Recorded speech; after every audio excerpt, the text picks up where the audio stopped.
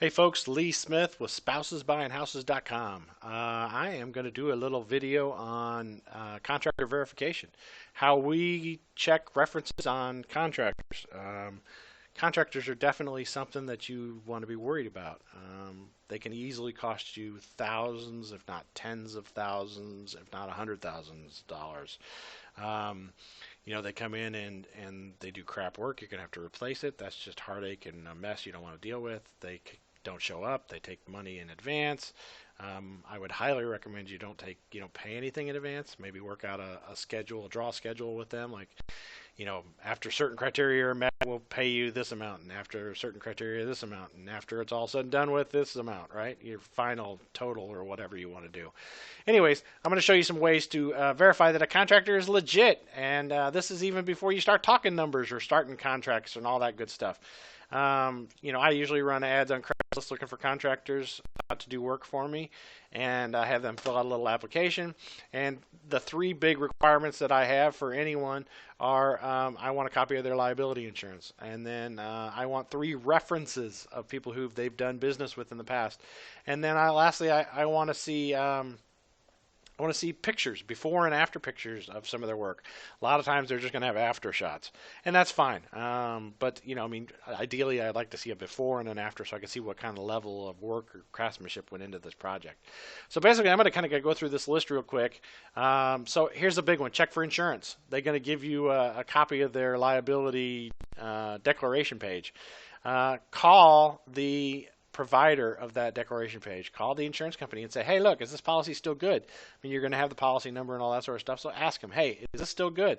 And that's going to tell you a little bit, right? So if it's still good, they're still in business and they're not pulling a little hokey scam like getting the insurance, getting the declaration page, and then cancel the insurance so they get their money back. So that's number one. Number two is I ask for three references. And there's a lot of stuff that I do to check references, and I would recommend that you do it to check references. So here's kind of some of the stuff that I do when I'm checking references. So what we do is I'm going to show you an ad here. Hold on a second. So I went out on Craigslist. I'm looking for a handyman right now, right? So I don't know this guy, Rick. So I'm not going to make any judgments at this point in time. So I'm just doing a little bit of I'm doing a little bit of check before I actually even call the guy. Now, a lot of times I wouldn't do this. Like I say, I run an ad, have the guys apply online, and then I start checking them at that point. But in this case, I'm just going to pull this guy up. So this guy, Rick, he may be a great guy. Let's see what we can find out, right? So a little heads up beforehand. So here it is. His name is Rick, right there. See that? Rick. And here's his phone number, right? 317 whatever 909 3102. Nobody crank call this guy, all right? So anyway, so here's what I do. I go back to Facebook, right up here at the top here. Facebook in the search field, right? I could type in his name, but I don't know his last name, right? But here's what I'm going to do. I'm going to copy and paste that phone number. There it is. There's his phone number, right? So pulls it up. Oh my goodness. This guy's name is William Kabuto, right? The phone number is registered to a William Kabuto.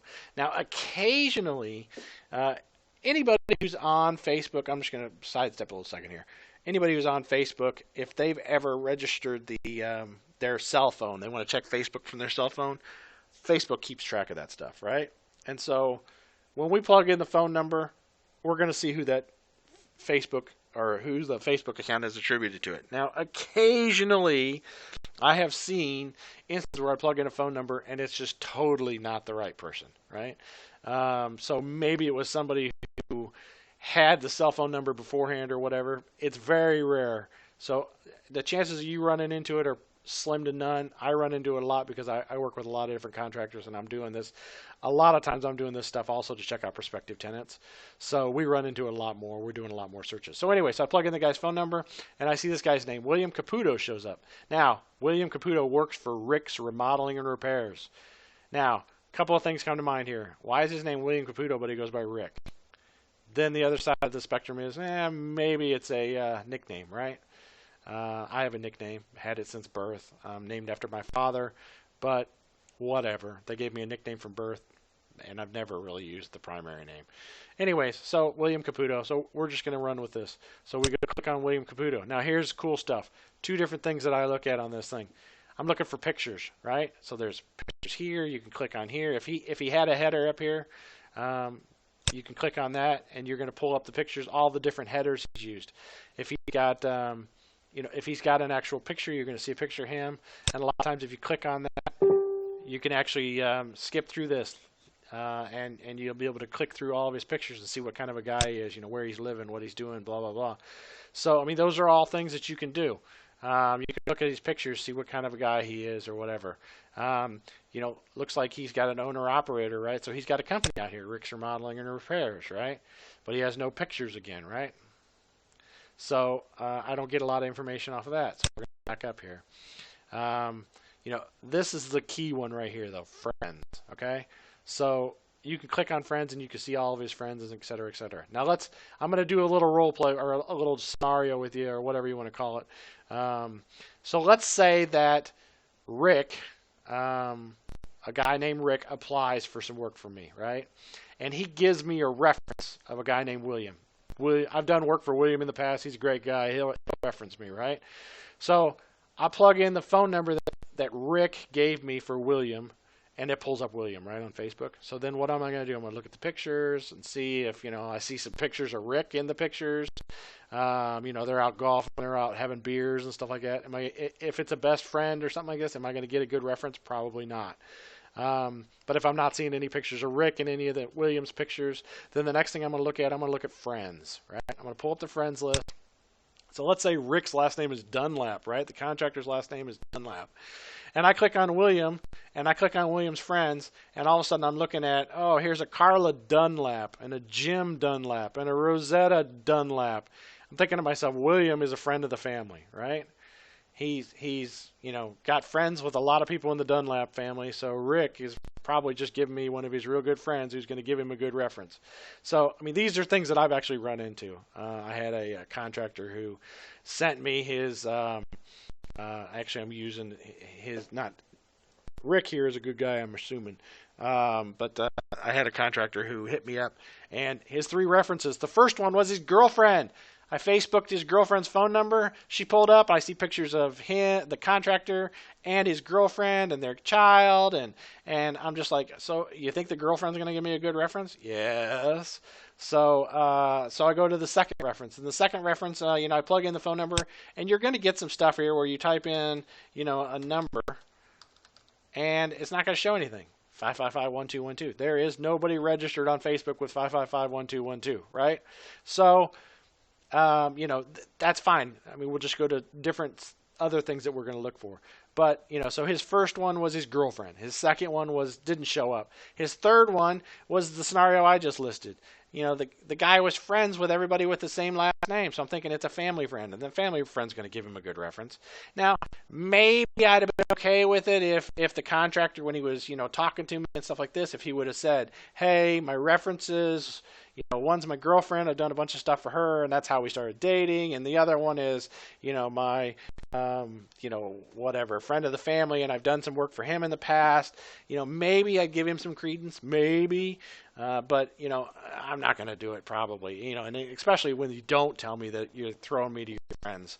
Yeah, I'm not playing that game, right? Homie, don't play that. So this is some of the stuff that I do, like here on Facebook, right? Now, here's the other thing. We take these phone numbers, and you can right-click on this stuff, and you can say copy, or I just do keyboard shortcuts, Control+C. So I'm copying this phone number, right, 317-909. So here we go. I'm going to show you things real quick. We're going to Google.com, and let's plug in his phone number, right? 909-3102. And here's some different ads, right? So I'm going to go through these ads, and, so there's 3 things you can search for in Google. You can put in the guy's name. You probably have to qualify it with the city or the town or his business name, stuff like that. You're going to put that in there. Hey, William Kabuto with Ryan or Rick's handyman service extraordinaire. So you could Google off of his name. I find you get better Google research results off of phone numbers. You can also put in their email. Get their email address, which in my case I'm going to have because he applied for on my website. So you can plug in their email address. You're going to show up all this sort of stuff. Things to keep in mind are some of these things. This is like a thrifty nickel kind of website here, like a Craigslist or whatever. So it's basically it's first serve. People post ads. Hey, I want to sell my my lawnmower, and it's just first come first serve. So an hour from now, they may only show 10 listings on a page, and an hour from now those 10 are gone, but at some point in time Google picked it up, right? So we can click on this and you won't even find this guy's phone number. So if I click on it, I guess I should have just done this from the get-go. It takes a couple minutes because it's a slow website. But what I can do is this is a bunch of ads, people trying to sell stuff. So I can hit Control plus F for find or search. F is in Frank, and I could type in his phone number, right? 909-3102. Now I'm using Google Chrome, so this is just a reference. But you see here, 0 of 0. So it's not on this page anymore, right? So it was an old ad. You can also, click down. So Google's smart enough to where if somebody had typed in open parenthesis 317, close parentheses 909, blah, blah, blah, blah, then obviously if I'm searching for 317-909, it's not going to show up. But Google's smart enough to pick up those things, right? So anyway, so you can do some of that sort of search and stuff like that. So we're going to go back here. So like I say, you could look on some of his other stuff. So here's an ad he has out there. See, it's him, 909-3102. It's Rick, right? He's got a couple phone numbers. Now here's something I'm going to show you here. If you right-click, almost any browser you can do this. If you right-click, you can come down here and you can left-click on this and it says Open Image in a new tab, right? Or you can also say, I want to save this image, right? So let's do this. Let's make sure we're getting a lot of people hide links. So we're going to do this. We're going to open an image in a new tab, right? And then we are going to, so we know we've got a good image, right? It's .jpg, right? But we can also right-click on the image again and say Save Image As, and we could save that image out there, right? So we could save this image out there for us to use at a later date. I'm going to show you another example, so we're not going to do that right now. But so what we're going to do here is, so we found some pictures, right? It's his ad. We found a picture. We downloaded this picture, saved it in our downloads folder or whatever we want to do. Or we can even do it this way with this .jpg. I'm going to show you something kind of cool. So, all right. So now I'm into this, and so we did a Google search on him. We found some information. Looks like he's in the business. Looks like he's supposedly done some stuff. So now we're going to go to the next step, right? I mean, you could do some crazy stuff. You could type in emails and all that sort of stuff. I'm not going to go any further into that. But so now here's what we're going to do. So at this point, I'm going to go to another website, and it's images.google.com. Boom. Here we are. We're at this website here. And this is Google Images website, right? All right, so here, this is kind of cool. So here's this little camera icon here. So we click on this camera icon, and then here we go. So we've got this. It's this JPEG right here, right?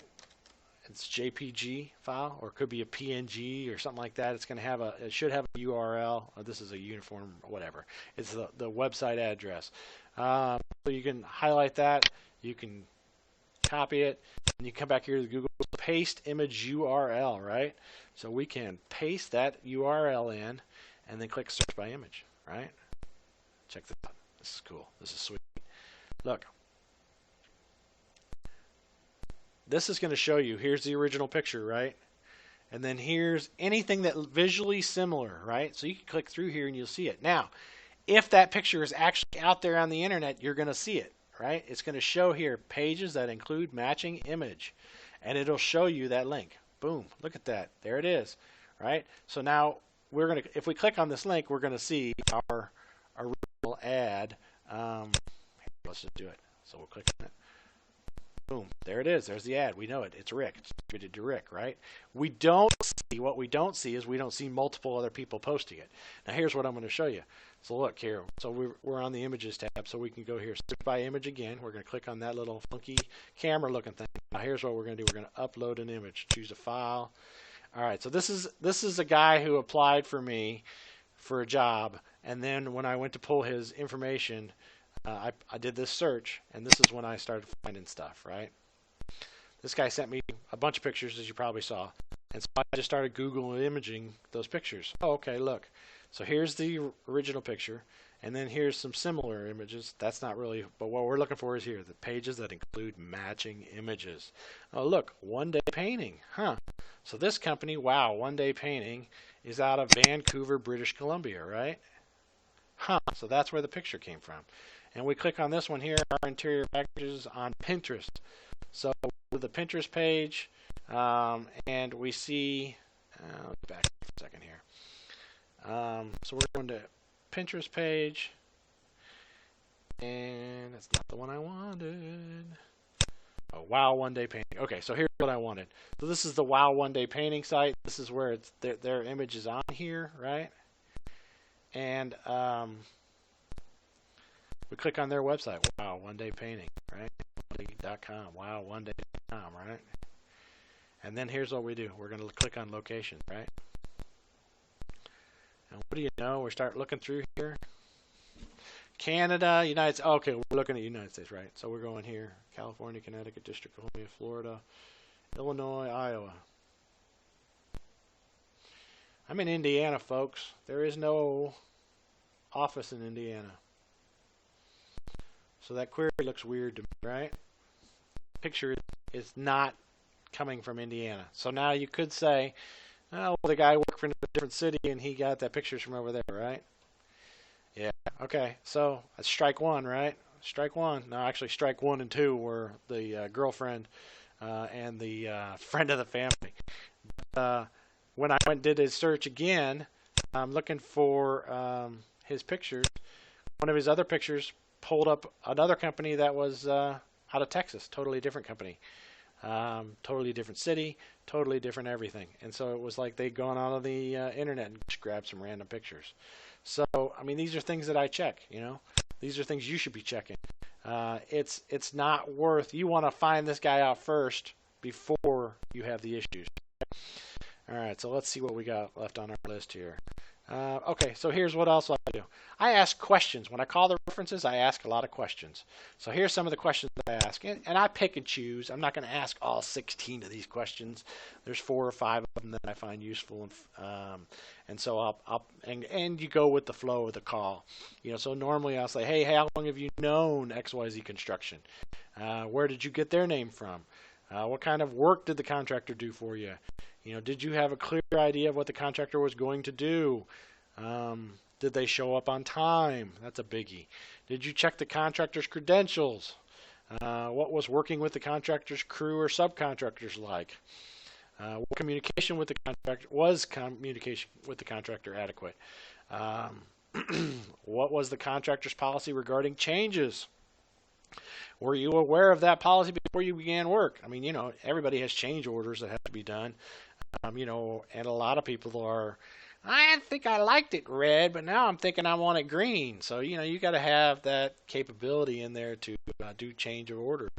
And how did they do those? You know, how did they handle that? Did Billy say, yeah, okay, that's fine, I'll just go ahead and paint it green now that I already painted it red? Or did he charge her? And how did that whole process come down? Did they ever sign another contract or whatever? I always do a change of work order. So basically, you know, I'm adding in it's another little additional contract on top of the original contract. So, you know, I mean, it's a change of work order. So, you know, that's fair to the contractor, fair to you. You know exactly what's going on. Here's another one. Was the job site left clean at the end of the workday last week? I don't know about you guys. I am not the most clean guy in the entire world, but this one's kind of important to me. If I go walking in and I'm constantly tripping over stuff and I'm having to jump all over the place to get to a path and you know, the place is filthy, then I don't know how they're getting anything done. And so, you know, to me that's important. It's actually in my contracts that they have to do rooms clean at night.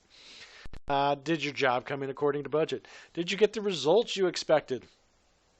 And here's another one. Has a contractor been available for service calls since completion of the project? Man, if I got a warranty issue, man, I want that guy to stand behind his work.